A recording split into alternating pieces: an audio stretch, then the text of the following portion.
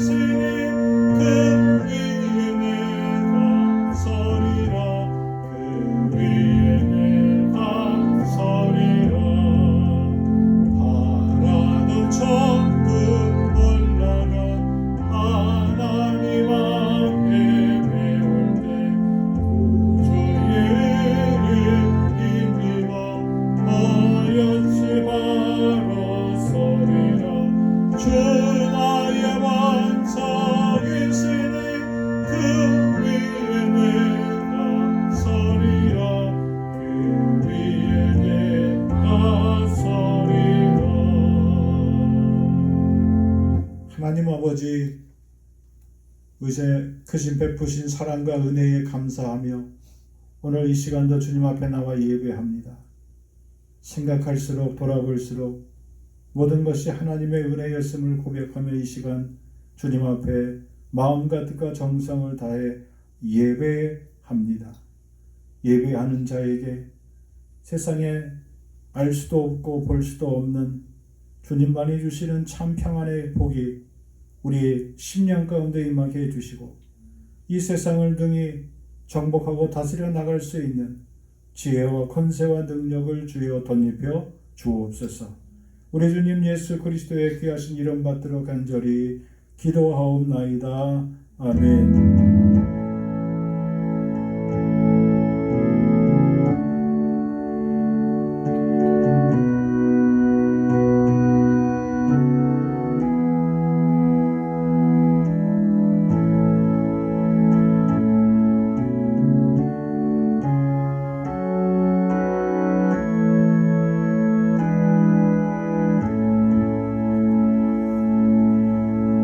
사무엘상 14장 8절 말씀부터 15절까지 보겠습니다.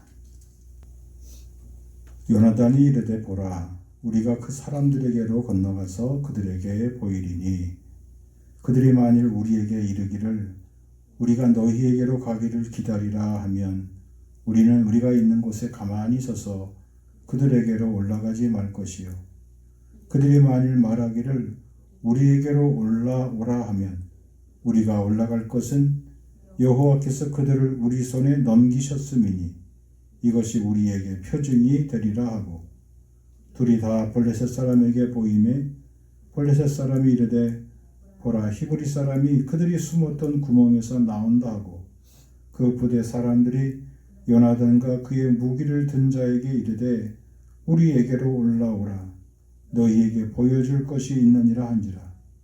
요나단이 자기의 무기를 든 자에게 이르되 나를 따라 올라오라, 여호와께서 그들을 이스라엘의 손에 넘기셨느니라 하고, 요나단이 손발로 기어 올라갔고 그 무기를 든 자도 따랐더라.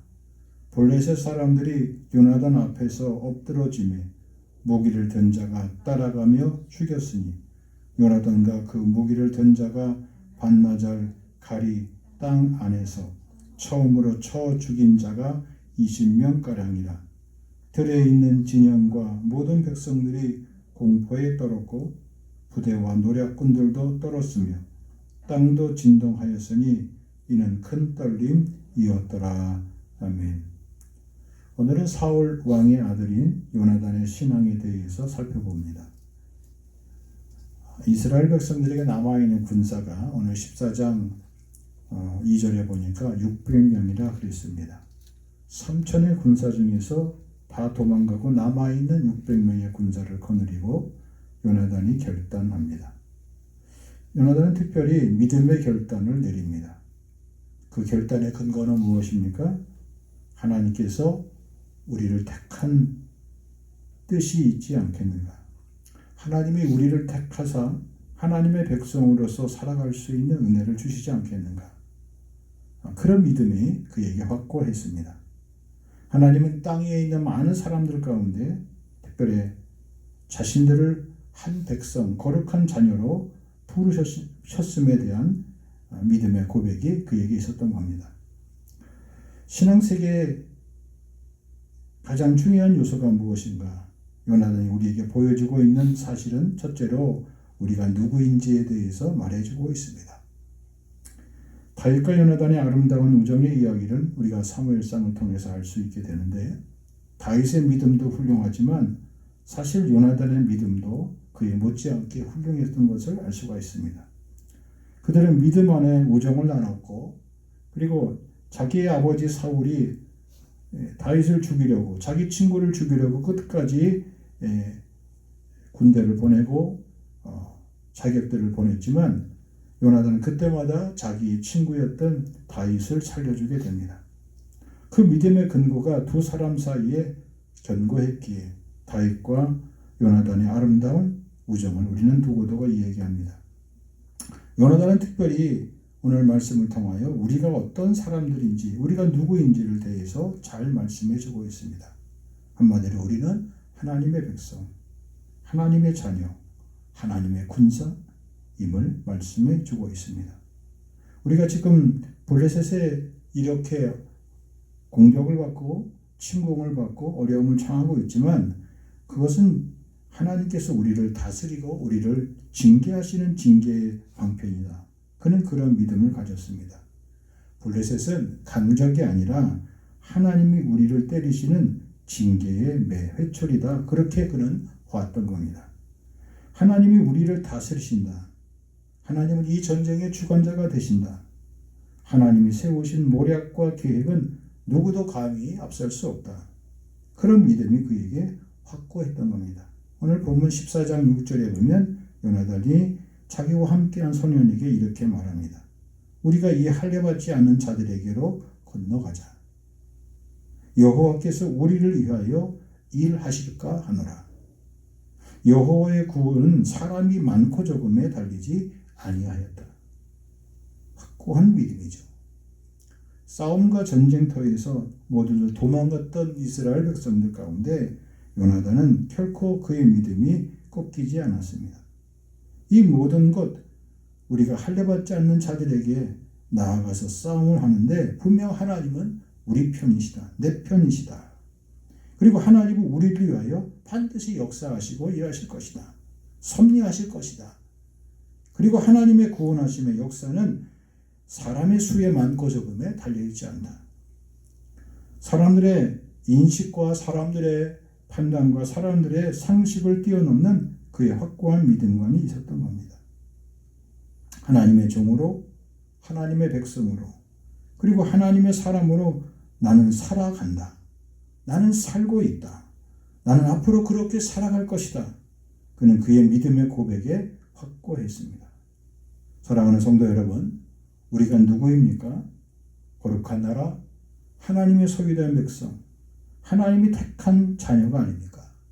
오늘 우리 앞에 주어진 시험과 환난이 아무리 맹렬하다 할지라도 우리가 누구인지를 잊지 않는다면 요나단처럼 능히 하나님의 도우심으로 강적 블레셋을 물리친 것 같이 우리 인생의 삶의 어떤 어려운 문제도 반드시 풀고 나가 승리하게 될 줄 믿으시기 바랍니다.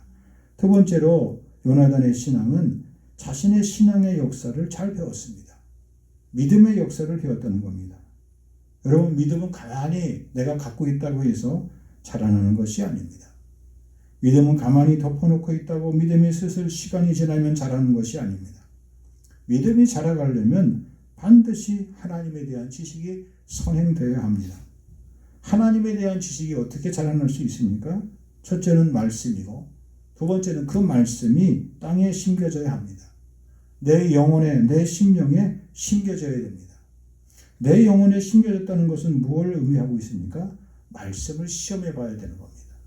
말씀이 과연 내 안에서 발화할 수 있는지, 싹이 날 수 있는지 순종하면서 믿음대로 시행해 보는 겁니다. 믿음대로 살아보는 겁니다. 믿음대로 지켜보는 겁니다. 믿음대로 적용해 보는 겁니다. 믿음대로 말해 보는 겁니다. 믿음대로 바라보는 겁니다. 믿음대로 살아보는 겁니다.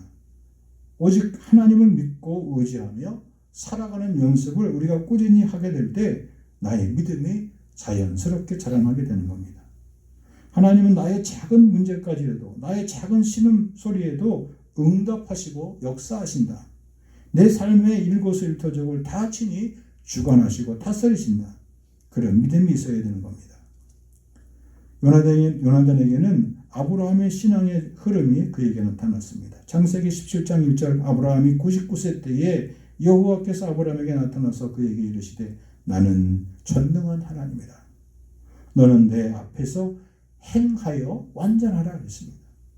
내가 내 언약을 나와 너 사이에 두어 너를 크게 번성하게 하리라 말씀하셨습니다. 그 믿음의 역사를 배워서 알게 되는 것이죠. 창세기 21장 33절, 아브라함은 브엘세바에 뭐합니까? 에셀나무를 심습니다. 그리고 거기서 영원하신 여호와의 이름을 불렀습니다. 그는 믿음으로 하나님의 이름을 부르며 에셀나무를 심고 그곳에서 영원하신 하나님의 이름을 불렀다 그랬습니다. 하나님이 정말 약속대로 나를 축복하시든지 나와 내 자손들을 축복하실 것을 믿고 믿음으로 행동했다는 겁니다. 창세기 28장 3절에는 전능하신 하나님이 내게 복을 주시오 내가 생육하고 번성하게 하여 내가 여러 족속을 이루게 하신다 그랬습니다. 믿음의 조상 아브라함의 신앙의 모습들은, 신앙 세계는 그의 자손들에게, 후손들에게 두고두고 이야기되고 구전으로 또 전승되고 그리고 가르침을 받게 되었습니다. 요나단은 하나님에 대해서 어떻게 배웠습니까? 아브라함이 믿었던 그 전능하신 하나님, 너는 내 앞에서 행하여 완전하라는 그 말씀, 그리고 하나님을 믿고 내가 너를 크게 번성케 하려는 약속의 말씀, 그리고 영원하신 하나님의 이름을 수시로 불렀고 전능하신 하나님이 반드시 내게 복을 주신다는 그 믿음의 세계를 그가 온전히 잘 배우게 되었습니다. 하나님은 전능하심으로 사람이 아무리 많은 수가 다 덤비더라 하더라도 그것은 아무렇지도 않다. 사람이 많고 적은 것을 가지고 구원이 되고 안 되는 것이 아니다. 그는 그렇게 확신하고 하나님의 도우심을 구했습니다. 하나님의 뜻이 어디에 있는가에 따라서 하나님이 전능하신 하나님이 되기도 하고 무능하신 하나님이 된다는 사실을 잘 보여주고 있는 겁니다. 시편 68편 19절, 날마다 우리 짐을 지시는 주 곧 우리의 구원이신 하나님을 찬송할지어다 그랬습니다. 베드로전서 5장 7절, 너희 염려를 다 주께 맡겨버리라 이는 그가 너희를 돌보심이라 그랬습니다. 시편 55편 22절, 내 짐을 여호와께 맡기라 그가 너를 붙드시고 의인의 요동함을 흔들림을 영원히 허락하지 아니하신다 그랬습니다. 전능하신 하나님은 이렇게 직접 우리의 작은 일, 우리의 소소한 일까지도 다 맡아 주관하신 살아계신 하나님, 그리고 역사하신 하나님이라는 사실을 그가 굳게 믿었습니다. 단순히 하나님 지금 이 상황에서 나를 건져주십시오, 나를 긍휼히 여겨주십시오, 불쌍히 여겨주십시오 라고 그치는 것이 아니라 하나님 아버지를 왕으로 세운 것은 하나님께서 하실 일이 있어서 나의 아버지를 이스라엘의 왕으로 세우신 그 하나님, 그 하나님의 역사를 그가 굳게 믿었습니다. 그래서 그 가운데 중요한 시험이 이 블레셋 사람의 손에서 이스라엘 백성을 건져내는 일입니다. 싸움이 비록 시작됐지만 이 싸움의 마침은 하나님께서 마침내 승리로 이끌어 주신다는 그런 믿음이 그에게 있었던 겁니다. 하나님의 구원은 틀림이 없다. 그 믿음이 그에게 작동하게 된 것이죠. 그래서 그가 이러한 전능하신 하나님에 대한 신앙의 고백을 갖게 된 겁니다. 그런 믿음의 고백이 우리에게도 있어지길 주의 이름으로 간절히 축복합니다. 마지막으로 요나단의 신앙은 믿음으로 적진에 들어갔습니다. 죽음을 각오하고 나갔습니다. 여기 오늘 본문 말씀에 보면 이렇게 되어 있습니다. 8절 요나단이 말합니다. 보라, 우리가 그 사람들을 건너가서 그들에게 드러나게 되는데, 만약에 그들이 말하기를 우리가 너희에게 갈 테니까 기다리라 하면 우리가 가만히 있겠지만, 만약에 그들이 우리에게로 올라오라 그렇게 하면은 우리가 올라가자. 여호와께서 10절 여호와께서 그들을 우리 손에 넘기셨다. 그것이 우리의 표징이 될 것이다. 그는 그렇게 선언했습니다. 하나님이 당신의 뜻을 내게 보여주세요. 여기서 하나님의 뜻이 나타내질 수 있도록 하나님 징조를, 표징을 달라고 그렇게 요구했습니다. 그러자 어떠한 일이 벌어지게 되었습니까? 11절 이하에 나옵니다. 블레셋 사람들이 보입니다. 히브리 사람들이 숨었던 구멍에서 나오는데, 히브리 사람들 나오는 요나단과 무기를 든 소년들을 보고 블레셋 사람들이 깜보게 됩니다. 만약에 구멍에서 기어 올라오고 있는 요나단과 무기를 든 소년들을 향하여 블레셋에서 돌을 굴렸다든가 활을 쏘았다면 그들은 몰살했을 겁니다. 그런데 요나단이 그 앞에 8절 9절에 어떻게 하나님 앞에 말씀을 드렸습니까? 하나님이 우리와 함께 하신다는, 여호와께서 저들을 우리 손에 넘기시다는 그런 표정을 우리에게 보여달라고 그렇게 선언하고 나아갔던 겁니다. 무기를 들고 올라오는 요나단과 소년들을 그들은 무시했습니다. 얕보았습니다. 마침내 여호와께서 블레셋을 이스라엘의 손에 넘기시는 장면이 나오는데 어떻게 되었습니까? 13절에 블레셋 사람들이 요나단 앞에서 엎드려졌다 그랬습니다. 그 순간 요나단과 그의 소년들은 무기를 가지고 들어가서 자기와 맞선 사람들을 다 쳐 죽이게 됩니다. 그러자 15절에 엄청난 일이 벌어지게 되었습니다. 들에 있는 진영과 모든 백성들이 공포와 두려움에 사로잡혀 부대와 노략군들도 떨었고 땅도 진동하였고 이는 큰 떨림이었더라 그랬습니다. 거기 큰 떨림이었더라는 표제 일이 있고 그 안에 난하에 주가 있습니다. 하나님이 떨리게 하셨다. 하나님이 온 블레셋 진영들을 두려움에 떨리게 해서 그들끼리 서로 죽고 죽이는 일이 일어나게 된 겁니다. 이 광경을 멀리서 지켜봤던 이스라엘 백성들의 진영, 16절 베냐민 기브아에 있는 사울의 파수꾼이 바라보았습니다. 허다한 블레셋 사람들이 무너져 이리저리 흩어지더라. 이때야 비로소 사울은 자기 아들과 무기든 소년들이 점호를 해보니까 없어진 줄 알았어요.